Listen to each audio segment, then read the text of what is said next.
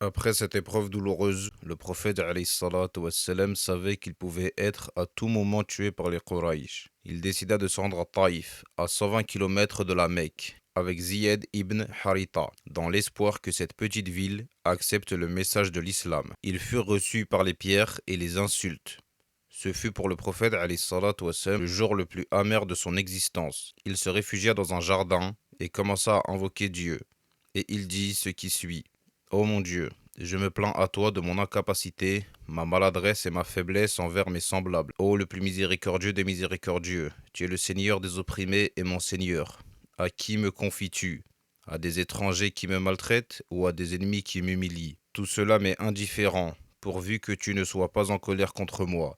Je me réfugie auprès de la lumière de ta face qui éclaire les ténèbres. Je préfère souffrir dans la vie présente et dans l'au-delà que de te voir en colère contre moi. Je demande ton pardon jusqu'à ce que tu m'agrées. Il n'y a de force et de puissance qu'en toi.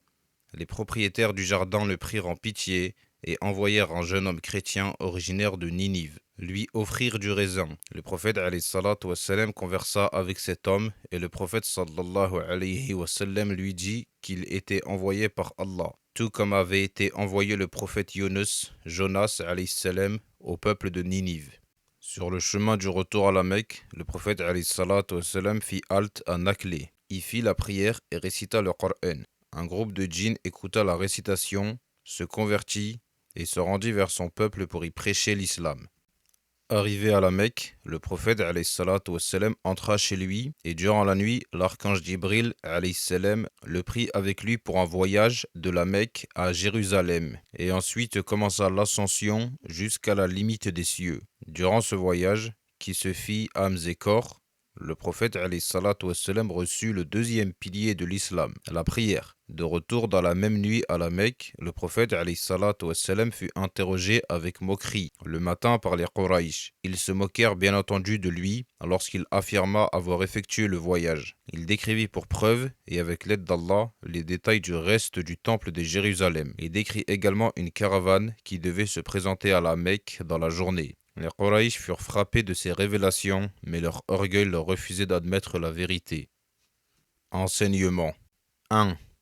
Ces passages démontrent à nouveau la difficulté de la transmission du message. La morale de tout cela est que les preuves et les obstacles qui peuvent entraver le chemin de la mission de l'islam ne doivent guère nous empêcher d'avancer, ni nous inciter à la paresse et au découragement.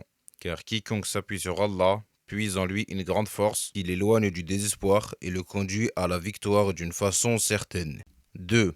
Seuls les obstacles et les épreuves qui s'opposent à la réalisation des principes non recommandés par Allah peuvent être générateurs de désespoir, de découragement et de paresse, car dans ce cas, l'homme ne s'appuie que sur sa propre force, en ne comptant que sur lui-même et n'agit que dans un cadre précis, spécifiquement humain. Il est naturel qu'une souffrance prolongée et de dures épreuves le découragent et le fatiguent, vu le caractère limité de l'endurance humaine. 3.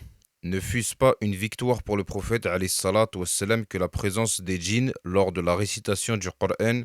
En effet, à défaut d'acceptation du message pour les gens de Taïf, ce sont un groupe de djinns qui l'ont accepté. Ce passage nous démontre l'existence des djinns et nous apprend que ce monde, qui est hors de notre portée visuelle, a reçu également le message. 4.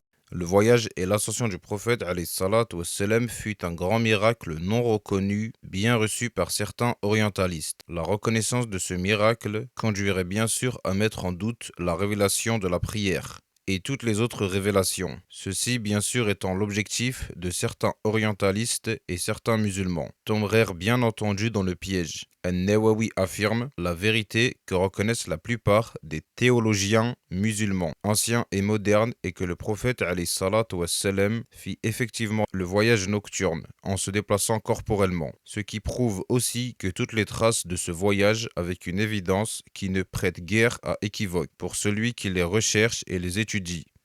5. Ce miracle fut un réconfort donné par Allah à son prophète. Dans un long hadith, le prophète alayhi salatu wassalam, nous décrivit son cheminement à travers les cieux avant de recevoir l'obligation pour la communauté de faire 5 prières quotidiennes réparties dans le jour et la nuit. Par ailleurs, les Quraïsh furent surpris des détails apportés par le prophète alayhi salatu wassalam sur le voyage. Ils savaient pertinemment qu'il disait vrai. 6. La prière n'a été révélée qu'à cet instant.